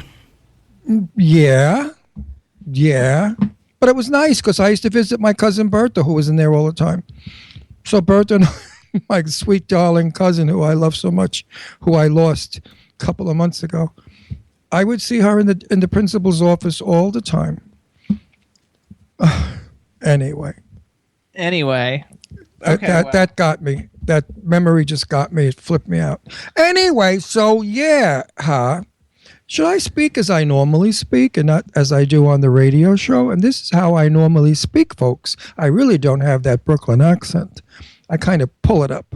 Oh, it kind of depends. Well, now I'm speaking as I always speak. This is my normal speaking voice. I'm intelligent, well-educated, but you'd never know it if you listened to me on this show. I sound like a moron ignoramus from Brooklyn. No, you don't. Yes, I do. But that's what an actor does. An actor acts. He plays the part that he's given. Okay. Like the part I play with you, a happy married person. Married. No, I play that well. I play that well. Not when you Actually, they liked your song. What song? Whatever one you just. Oh, sang. my little song. Oh. Coming around the mountain. I have a dirtier one, but I won't dare do it. Yeah, you should do the dirtier one. People. The filthy one. Yeah, they'll like that better. Oh, this was another one I learned when I was about 6. Oh, this is gross. I can't even think to do this on the air, but I will. Oh, she burped and she farted and she shit on the floor and the wind from her ass knocked the knob off the door and the moon shone bright on the nipple of her tit. She carved her name in a bucket of shit. Have you got a heart on? Not yet. Who you gonna give it to? Janet. Sung by the Hoa House Quartet. Bafangul. Now tell me I didn't come from a classy neighborhood. Very classy. Yeah, I like that one though. Fungul. You know, the sad part is when my children were young, I taught it to them. So Leslie and Deirdre love it. We always kid around about it now as adults. We laugh. You see, as long as you love your children and you teach your children right from... They all like it. Wait, and you teach your children right from wrong. You're allowed a little dirty crap in your life. Kids like it. A pristine parent who is prim and proper doesn't go far with children. You have to be a child. And children sing these songs in the street. That's where you learn them. So as a parent, you have to do it as well. I was always a child with my children. And I've got daughters that adore me, and I adore them. And they're still in my life. I mean, too much. Gia wrote she hopes that you didn't learn those from your fabulous Italian relatives. Well, actually, I learned them from my cousin Cinzia. No, not so, Cinzia. I don't want you to faint. No, I learned them from the kids in the neighborhood. You know, kids love that kind of stuff. To them, it's dirty and wild and funny. And ooh, let's go sing it. You know, in the cellars of a building. Kids, please. I turned out very well. I really did. I'm a decent human being. I'm respected very well. Believe it or not, very moral. I know you think I'm a dirty, disgusting human being, but I'm really not. I'm extremely moral, and that's the truth. You can ask Jimmy. Prudish in some ways and old-fashioned in others. But I learned the right values from my mother and father and my grandmother, who taught me right from wrong and to be nice and to like people and care. My father taught me something interesting. He said, never bend down to any man unless it's to pick him up. That's nice. And I believe in that. And my mother taught me nice things too, like, get over here, I'm going to break your head in 2 minutes. If you don't clean your room, I'm kicking you out. Okay, hang on 1 sec. Okay, hang on. Chad, Hi, Captain. Doug is there? I don't see anything. We have Doug Jones. Hello, Doug. I don't see him, though. How come I don't see him? I don't know. Well, I can see you guys if you can hear me. I can see you. Yeah. I can hear you, but I want to see you. Hold on. I want to see you without the stitches in your mouth. Oh, yeah, that's right. And the sawdust. Hang on, check. Why would I not be able to see him, Chad? That's a coin toss. I have no idea. Well, I'll tell you what. I missed a call from the group, and then I called in myself to just W4CY myself. So I'm not sure if I'm in the group session or not. I mean, I must be if you're hearing me. I can hear him. Chad, how about can we let him hang up and you just call him back and let me try it one more time? Let me try just to see if I can see him. Sure. All right, hang up, Doug. We're going to call you right back. Chad, are we still there? Yeah, I just called him back. We got him back online. I don't see him. I don't know what happened. Okay, nothing I can do about that at the moment then. Maybe he's not hitting the ITV on top of his... I did. I answered with video, and then I also clicked a second thing that said Jimmy Star would like to see video on this. So I clicked that as well. So I can see myself. Here's what we're going to do. Okay. Here's what we're going to do. Chad, Hi, Captain. how about play 30 seconds of a song, let him stay on, I'm going to hang up and call back. Okay. All right, here you guys, we're going to take a emergency break. Let me see if I can get in because we really want to see Doug. So I'm going to hang up. Chad's Yeah, gonna I play saw him in something, Hocus we'll do him back. Pocus. I want to see what he looks like for real. I loved you, by the way, in Hocus Pocus. I love that movie. All right, here I we watch go. it now. All right, I'm calling. I'll call you right back, everybody. Here you go.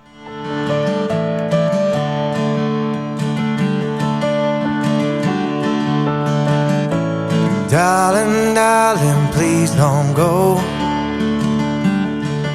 There's a fire in my heart, but my bones are cold.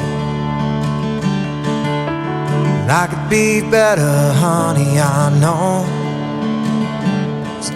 Chad, stop it out. It worked. All right, let's start it over again for Roku TV, All right, okay? all right. Everybody, so. Wait, make believe. I know, I'm going to start take a him. break. Let's All go. right, here we go. Let's go. All right, everybody, we want to welcome to the Jimmy Star Show the fantastic, wonderful, fabulous Doug Jones. Hello and welcome to the Jimmy Star Show. Yay! Doug. Thank you so much for having me. Before we get started, let me introduce you to everybody, starting off with my cool, outrageous man about town, Mr. Ron Russell. Hey, how are you? And I was happy to see you don't have the stitches in your mouth. Well, I had those removed, 23 years ago. Yes. But you know how sad I felt for your character. You were the cat that was locked in, or the boy locked in the cat. No, you weren't. You were the guy, the grave guy with the zombie grave guy who loses his head. Yes. I was Billy Butcherson, and Thackeray Binks was the cat, who's now Sean Murray, who plays on, he's been on NCIS for many years now. Wait a minute. When at the very end, when everybody became normal again and your stitches left and the sawdust blew out of your mouth, who were you then? I don't remember. Well, I was still the zombie Billy Butcherson. I just cut my mouth open. I just cut the stitches open and finally coughed out everything and laid into Bette Midler because she deserved it. Right. And then you went into the grave, right? And then I went back into my grave once I helped the kids, complete their mission. By the way, for those who don't know, we're talking about the movie Hocus Pocus. Yes. I am telling you, that's like his favorite movie, and I had never seen it. I saw it this year at Halloween for the first time, but that's like his favorite movie. On you. Hang on. Also, we got to introduce him. So we got the man behind the boards, Chad Murphy. Hey, Doug. Welcome to the show, sir. Oh, hey, Chad Murphy. Thanks for having me. Good to have you. Chat room full of people, so say hey to everybody in the chat room. Oh, hey, everybody in the chat room. I saw that earlier, that there's a whole bunch of people typing and things are scrolling, and the kids today and their technology. Right? But you do Twitter, because that's how we've met you. I do. That's how we connected. Yeah, and I'm doing the Instagram and the Facebook and I'm on the LinkedIn. I'm on the Tumblr. I'm trying.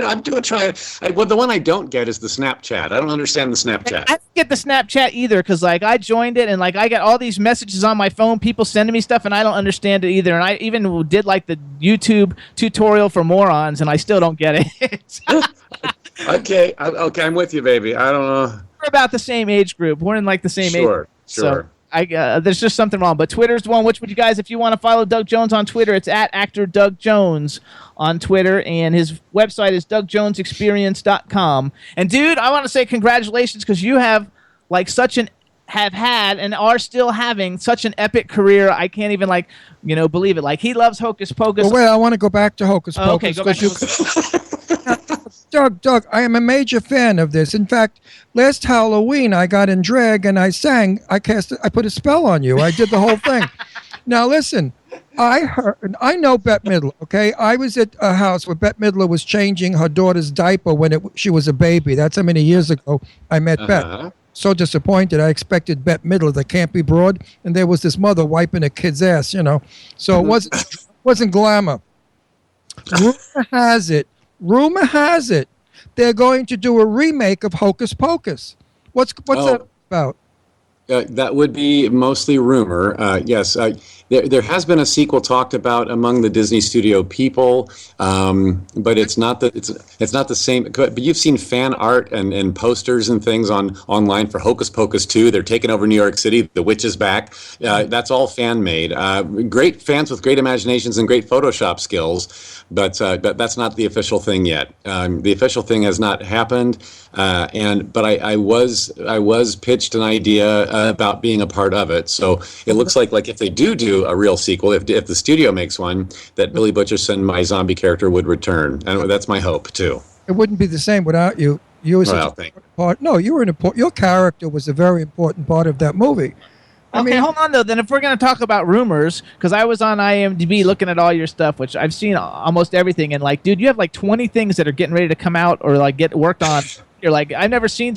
We have a lot of people who are really busy, but I think you're probably the busiest. But one of the things that there's a rumor of is that Abe Sapien's coming back for a new Hellboy.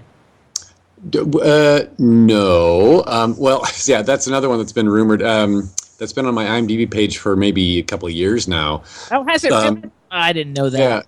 Yeah. Hellboy 3 is not. Don't hold your breath for that one. Okay. No, because I was about to suffocate. Yeah, I know. Well, thank you. Well, Hellboy 1 and 2 made enough money, but not so much that it demanded another sequel. And I think the budget that is expected or wanted for a part 3 would be bigger than the first two. And so is there a studio out there willing to cough up $120 million or whatever whatever they need? And so getting a guarantee on your return, that's all marketing, smart guy money talk that I don't understand. But Ron Perlman, Selma Blair, and I want to return in our characters, and Guillermo del Toro would love to direct the third one, but we don't have $120 million. So that's the hard. Well, I'll send you a check. Yeah. That'd be very sweet. Thank you. Okay, so then going on, because going back to Guillermo del Toro, which I can't even pronounce his name, so you've worked with him a bunch, and I have. And I guess probably I don't know if it's if you consider it your most iconic role or not, because I'm such a superhero fan, but Pan's Labyrinth, where you play Pan, and everybody in the chat room was typing about, oh my God, he's the guy from Pan. He played Pan and everything, and it did get 6 Academy Award nominations, right? And you are big king shit in this film, and it's super fabulous. So tell us a little bit about, I don't know, something cool about Pan's Labyrinth that maybe people don't know, or how iconic it was, because you were already making great movies before that, and since then you've made phenomenal great movies. So your career is fantastic, but this definitely had to be a jump. Oh, absolutely it was. It was a page turner and a definer of my career. The Pan's Labyrinth, it changed everything. Because of my association with director Guillermo del Toro. We actually met on Mimic in 1997. And then he came back for me 5 years later for the first Hellboy movie. Then came Pan's Labyrinth. Then Hellboy 2. Then Crimson Peak. And in the meantime, I'm also a recurring guest on his TV show, The Strain, on FX channel. Which here's a plug. Season 3 of The Strain will be on FX channel Sunday nights this coming summer, and of course, I'm returning for 3 episodes as the leader of the Ancients. Okay, so anyway. But most recently, Crimson Peak, I was 2 of his ghost ladies in that. And we have another movie we're starting this July. We're going to be filming up in Toronto. Shh. But anyway, I'm not supposed to say anything about it. So, but I'm very excited about that. It's an original piece. It's not a sequel. It's nothing you've heard of, no title you've heard of before. It's all something brand new that he wrote. But going back to Pan's Labyrinth, yes, that was when he offered that to me and told me that no one can play the faun but you. He sent an email to me with all of this very very like, a finger in my face. You have to play this part. Read the script and get back to me. And then he said, and while you're at it, have a look at the Pale Man character. I'm like, oh. So I thought, yeah, you cheap ass, you want 2 characters for the price of 1. I get it. By the same token, though, he had a very specific reason in mind why he wanted one actor to play both of those parts. The Fawn character, of course, being integral and being the title character, Pan the Fawn, I was very integral to the story and helping little Ophelia, learn her lessons and informing her of who she was, where she came from, what she needs to do to get back there. Come back and join us. The underworld is failing without you. Blah, blah, blah. So all that information had to come from the Fawn in Spanish. I don't speak Spanish, so I had to buckle down and learn that one. So when you're delivering reams and reams of dialogue in a language you don't speak, in addition to a 5-hour makeup application every day, that was the hardest thing I have ever done, ever. So you do that a lot. I hope you were paid well, because that's like triple work. It really is. I mean, I would flip out. It's very difficult to act in English when you want to get something across, let alone in a language you're not quite sure what you're saying. But you do that a lot. You've done that several times. I did it a second time in French for the movie Gainsbourg, Vie Héroïque, which is Gainsbourg, A Heroic Life, based on the life of singer-songwriter Serge Gainsbourg. So and French dialogue is even harder. Oh my gosh.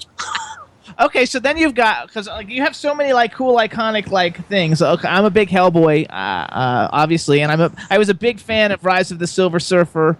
I like the old Fantastic Four. I know the new one came out last year, and we just did a thing about the 10 worst movies of last year, and that got picked as one of the 10 worst ones. Oh, okay. I don't think that, because I watch every superhero movie, and I don't think it really lived. I mean, it was fun, but it was not like the ones that you were in. I think that the casting and everything was fantastic, and Silver Surfer is so iconic. But then, so one of my favorite roles of all your, and it's not a huge role, but I was a big fan of Legion, and you're the ice cream man. You're like the creepiest mofo you ever see in the world in that movie. Like how was doing that movie? Because I know that's not as big as a lot of the other movies that you've done, but you're like the pivotal, iconic person in that film. Yeah, but sometimes the movie doesn't have to be big. The actor can do just 2 minutes and be fabulous. I know, and he was fabulous. And pull the movie up from being a dog. I wasn't a dog. It was awesome. I loved it. The movie was good, but the character was weird. Yeah, it was awesome and really scary. How did you like? I love being in Legion. Legion was actually a big wide release, of course, with Paul Bettany and Kevin Durant and Tyrese Gibson was in it, and Dennis Quaid and they had a great cast. But I was in the movie for about 90 seconds. It was what we would call a cameo, but it was sort of like the first raindrop in a storm of when I showed up at the.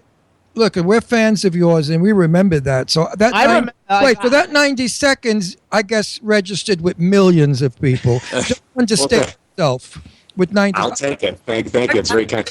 I've seen movies for 3 hours, and they did nothing for me.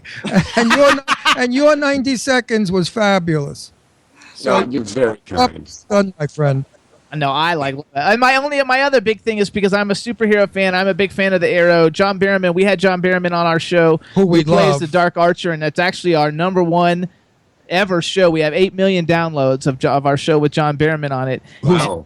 Who's as crazy as I am. He's super crazy and everything. And so you got to play your Deathbolt in an episode of both of those. And do you like the superhero thing? Because I do, and I think the whole world of sci-fi, horror, comic books, fantasy, that whole world seems to like me, which I'm very grateful for. When I was offered to play Deathbolt on Arrow, I was introduced on Arrow and then crossed over, did an episode of The Flash, and I think they killed me off, if I'm not mistaken.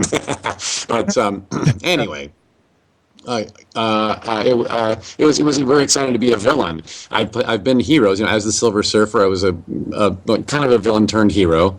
And then, of course, in the Hellboy movies, as Abe Sapien, the Blue Fish guy, I'm a part of a hero team. And I'm getting into an age bracket where villains are becoming more juicy and lovely. And when you're a villain, you get to chew the scenery. You get to be a little bit outside the box, a little bigger than normal, and that's kind of how I live anyway. So the villain of Deathbolt, it kind of came to me naturally. Yeah. I love it. I think it's too that cool because I want to talk a little bit about. You have a cool movie called My Name Is Jerry, and that was actually written for you, and you're actually like not in costume. And I noticed on your IMDb too, you have a lot more stuff coming out. You know, obviously you're well known because you're the guy who like. You must be able to like make your body do like a lot of really weird, positions and stuff because of all the stuff you have to do. But you're always like the creature that everybody like knows who's like bigger than life and everything. But now you're also getting a lot of roles where you're just you, and I think it's really cool. And how is that different for you? And then tell us a little bit about My Name Is Jerry. Oh no, now more than ever, I'm being offered roles with my own face as a human, but I think once you're known and once you're pigeonholed, and I don't think pigeonholing is a bad thing. It means you're pigeonholable, right? So I mean, that's actually a good thing. If someone's hiring you for something, take it, do it. I say. So getting pigeonholed as a guy who wears lots of latex foam rubber and does and plays monsters, that was fine. So what that's enabled me to do is have a name out there that other directors and writers want to then. Let's see if we can put him in a role as a human. Wouldn't that be different? That's how Legion happened for me playing the Ice Cream Man. It was kind of a crossover where I appeared as a human and then kind of morphed into something hideous in front of your face. But then other things like My Name Is Jerry is a sweet indie story about it's a coming of middle age story that was written just for me because I am a middle-aged white guy who's been through a midlife crisis, so I understood Jerry better than I wanted to, it was available on Netflix. I think if you go to YouTube, you can watch My Name Is Jerry in its entirety for free if you log in. I think you have to log in first, and of course it's on the Amazon as well. But it's just a lovely, sweet, independent film that tells a good story about what it's like to grow into your middle age. It's also got 20-somethings in it that Jerry, my character, connects with. So it's discovering the 20-somethings discovering themselves for the first time, a 40-something discovering himself for the next time, and it also it addresses father-daughter relationship that I have with my estranged daughter, divorced parents, kids, and what happens to them in the mix. It's all kind of addressed and it's what I would call a dramedy. So it's got its drama, but it's also got a very lighthearted comedic take on it. It got really good reviews everywhere, and you won a Best Actor award. So I did. I went on the festival circuit. The festival circuit was very good to us. A lot of awards, including from a little self, but.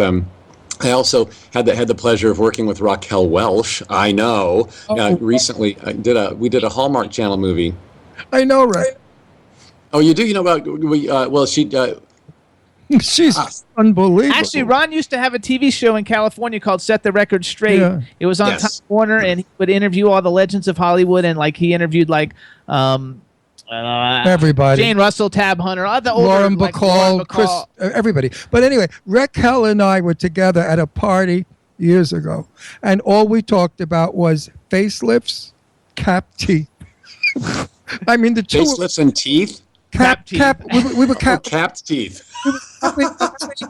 facelifts. Botox had just come out. Raquel and I did nothing for the whole evening but talk about our faces. She went, I went, she went. And at the very end, I said, do you think we're like self-centered or conceited? And she said, absolutely not. We're actors. I knew it was just on not too long ago. I love her. Right? I love Raquel. Yeah, I do too. The movie, yes, it was called The Ultimate Legacy. It was on Hallmark Movies and Mysteries. It'll be coming out on DVD and soon as a box set with. It's the last of a trilogy. The Ultimate Gift, The Ultimate Life, and The Ultimate Legacy is the one that we're in. So that'll be a box set that they'll be available at Target, Walmart, all those kind of things soon. And I think you can also, if you go to Amazon Prime or Amazon something, you can probably stream The Ultimate Legacy now if you want to see Raquel looking fabulous at 75 years old. Yep, we're the same age. Yeah, he just turned 76 on Saturday. Raquel and I talked about that. And you look great. Well, so does she. We don't believe in aging, and she feels as I do. We don't think age. We think young always, and we firmly believe that it slows the aging process down.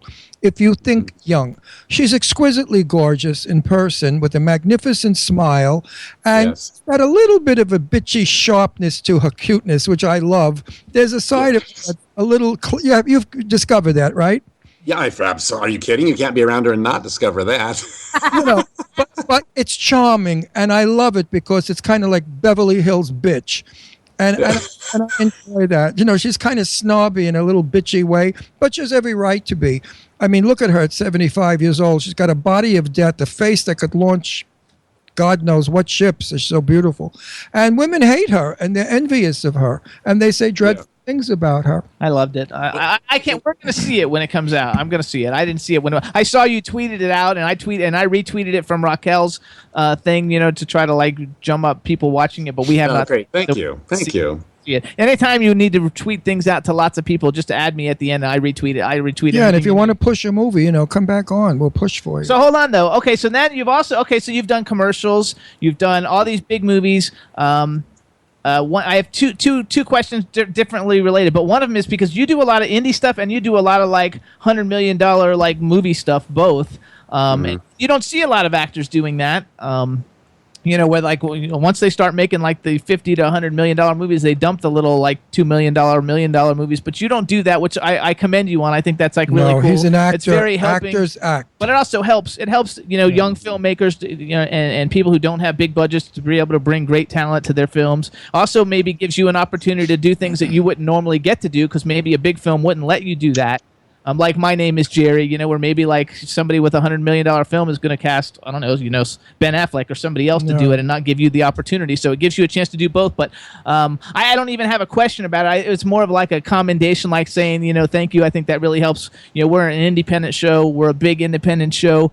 And people like you help make our show grow.